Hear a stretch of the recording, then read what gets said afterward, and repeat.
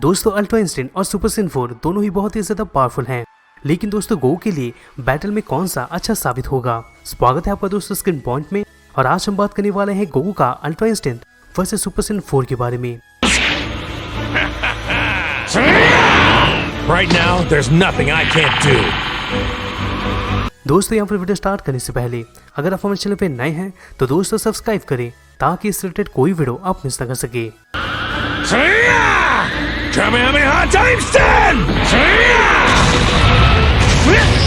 दोस्तों dragon ball में हमें कई सारे ट्रांसमिशंस देखने को मिल जाते हैं, और खास करके हमें गोकू का ट्रांसमिशन बहुत ही ज्यादा अच्छा लगता है। इसके अलावा दोस्तों और भी कई सारे कैरेक्टर्स हैं जो कि दोस्तों ट्रांसमिशन करते हैं, जैसे कि दोस्तों वेजिटा, गोहन, ट्रंक्स और कई सारे कैरेक्टर्स।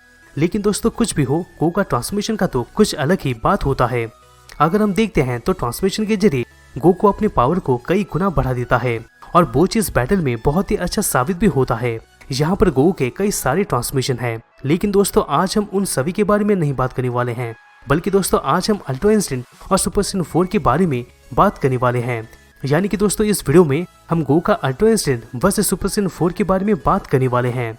ये वीडियो हम इसलिए लाए हैं क्योंकि दोस्तों ये चीज फैंस के बीच में एक कंट्रोवर्शियल कंपैरिजन टॉपिक रहा है। दोस्तों सबसे पहले इन दोनों का थोड़ा इंट्रो बताऊंगा और लास्ट में दोनों का कंपैरिजन करूंगा, जिससे दोस्तों आपको कंप्लीट डिटेल्स मिल जाएगा इनके बारे में।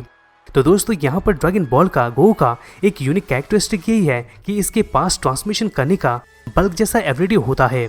यानी कि दोस्तों इस ट्रांसमिशन के जरिए हमें इसका एक बहुत ही पावरफुल और अच्छा वर्जन देखने को मिलता है।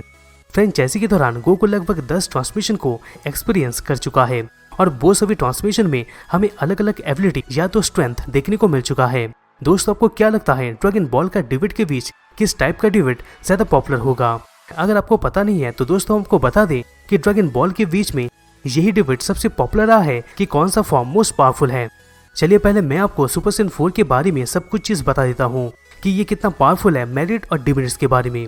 अगर हम नोटिस करते हैं तो ड्रैगन बॉल जीटी में सुपर सैयन 4 को अचीव करने का प्रोसेस ज्यादा कम्प्लेक्स यानी कि दोस्तों ज्यादा कॉम्प्लिकेटेड रहा है।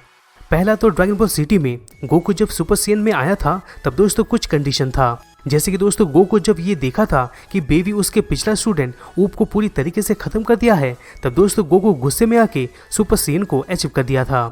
इसके बाद दोस्तों गोल्डन ग्रेट एप फॉर्म में भी ट्रांसफॉर्म होने के लिए कुछ कंडीशन था, जैसे कि दोस्तों बेबी जब गोकू को खत्म करने का कोशिश किया था तब दोस्तों Goku golden great app form में चेंज हो गया था।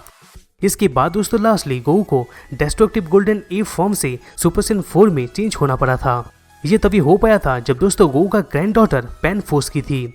ओवरऑल अगर हम देखते हैं तो अभी हम जितना भी ट्रांसमिशन का बात किए वो सब में दोस्तों कुछ न कुछ कंडीशन है, यानी कि दोस्तों कोई भी फॉर्म नॉर्मली ट्रांसफॉर्म नहीं है। खैर दोस्तों इसके अलावा सुपर सैयन इतना कंट्रोवर्शियल इसलिए था क्योंकि दोस्तों ये सिर्फ और सिर्फ जीटी में देखने को मिला था, और दोस्तों यहाँ पर ये सुपर सैयन अभी तक ड्रैगन बॉल का ऑफिशियल कैनन में नहीं आया है, यानी कि ये अनऑफिशियल फॉर्म है। यहाँ पर दोस्तों सुपर सैयन फॉर्म में कुछ पावर का कॉम्बिनेशन होता है। इसमें फॉर्म का रॉ पावर और खास करके गोल्डन ग्रेट ए फॉर्म का अनकंट्रोलेबल पावर का कॉम्बिनेशन होता है, और इस फॉर्म के ऊपर दोस्तों सुपर सैयन फाइटर का कंट्रोल और फोकस दोनों ही होता है। अगर हम मैंगा में देखते हैं तो दोस्तों एक नॉर्मल ग्रेट ए फॉर्म सैयन्स को स्ट्रेंथ, स्पीड, ड्यूरेबिलिटी और एक एबिलिटी भी दिया था, जिससे कि दोस्तों ग्रेट ए फॉर्म अपने मुंह से एनर्जी बीम को शूट कर सके। लेकिन दोस्तों एनिमी में ये दिखाया गया था कि एक गोल्डन ग्रेट ए फॉर्म भी नॉर्मल ग्रेट ए फॉर्म जैसा ही पावर देगा, लेकिन दोस्तों वो सभी पावर का लेवल हाई डिग्री का होगा, यानी कि थोड़ा स्ट्रेंथ में वो पावरफुल होगा। यानी कि दोस्तों गोल्डन ग्रेट ए फॉर्म में पावर का टाइप्स वही रहेगा, लेकिन दोस्तों पावर का लेवल कुछ ज्यादा ही होगा। यहाँ पर दोस्तों ग्रेट ए फॉर्म का बस यही प्रॉब्लम होता है कि इस दौरान सैयन्स अपना थिंकिंग और इमोशन के ऊपर कंट्रोल नहीं कर पाते हैं, लेकिन दोस्तों ये पावर सुपर सैयन 4 के मामले में अलग होता है। मैं दोस्तों आपको पहले भी बता चुका हूँ कि सुपर सैयन 4 के पावर में गोल्डन ग्रेट एप का पावर भी कंट्रोल होता है, लेकिन दोस्तों सिर्फ और सिर्फ ग्रेट एप फॉर्म में पावर का कंट्रोल नहीं होता है। पर दोस्तों सुपर सैयन 4 में गोकू वो सभी चीज को कंट्रोल कर पाता है। ये तो हो गया सुपर सैयन 4 के बारे में। अब दोस्तों बात करेंगे अल्ट्रा इंस्टेंट के सभी चीज के बारे में। अभी अगर हम अल्ट्रा इंस्टेंट का देखते हैं तो दोस्तों ये फॉर्म गोकू का सबसे रिसेंट ट्रांसमिशन रहा है, जिसको दोस्तों गोकू एक्सपीरियंस कर चुका है। ये फॉर्म फिजिकल ट्रांसमिशन के ऊपर कम बेस्ड है, लेकिन दोस्तों ये maximum mental status of mind के ऊपर टोटली बेस्ड है।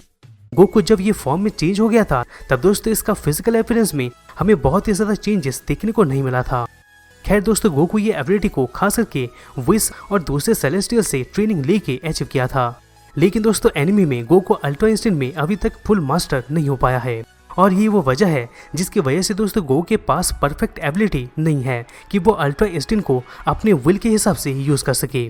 हालांकि दोस्तों मैंगा में गोकू पूरी तरीके से परफेक्ट हो गया है।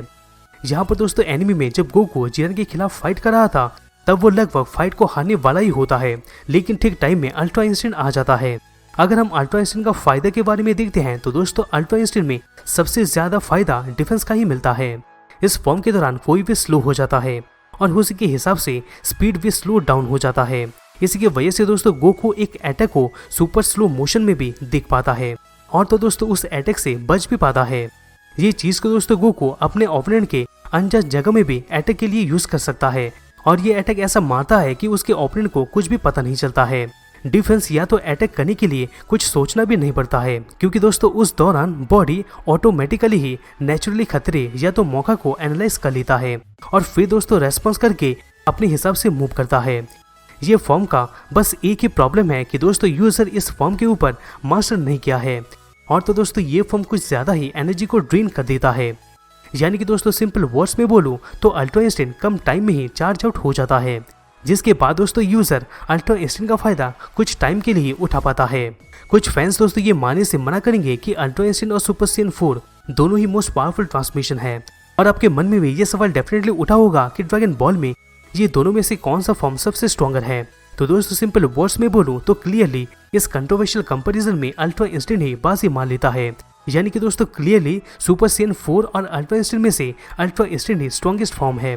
हालांकि दोस्तों गोकू अभी तक इस फॉर्म में पूरी तरीके से मास्टरी नहीं कर पाया है और यूजर ये फॉर्म को लिमिटेड पीरियड के लिए यूज कर पाते हैं, लेकिन दोस्तों फिर भी पावर के मामले में अल्ट्रा इंस्टेंट का ही ज्यादा पावर है। जब तक अल्ट्रा इंस्टेंट एक्टिव रहेगा तब तक दोस्तों ये सुपर सैयन 4 का कोई भी मार को झेल सकता है। लास्टली इन दोनों के बीच में अगर फाइट हुआ, यानी कि अल्ट्रा इंस्टेंट और सुपर सैयन 4 के बीच में फाइट हुआ, तो दोस्तों बहुत ही खतरा पैदा होगा। इतना लेवल का खतरा पैदा होगा कि प्लैनेट भी डिस्ट्रॉय हो सकता है।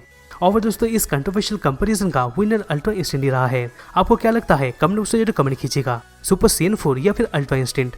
तो दोस्तों यही था गोकू का ultra instant versus super Saiyan 4 के बारे में। दोस्तों वीडियो को कैसा लगा कमेंट बॉक्स में जरूर कमेंट कीजिएगा। दोस्तों अगर वीडियो अच्छा लगा तो प्लीज वीडियो को लाइक करना मत भूलिएगा, जिससे हमें मोटिवेशन मिलता रहेगा और हम तक ऐसे ऑसम कंटेंट पहुंचाते रहेंगे। तो दोस्तों हम इससे वापस मिलते हैं किसी दूसरे नई वीडियोस में।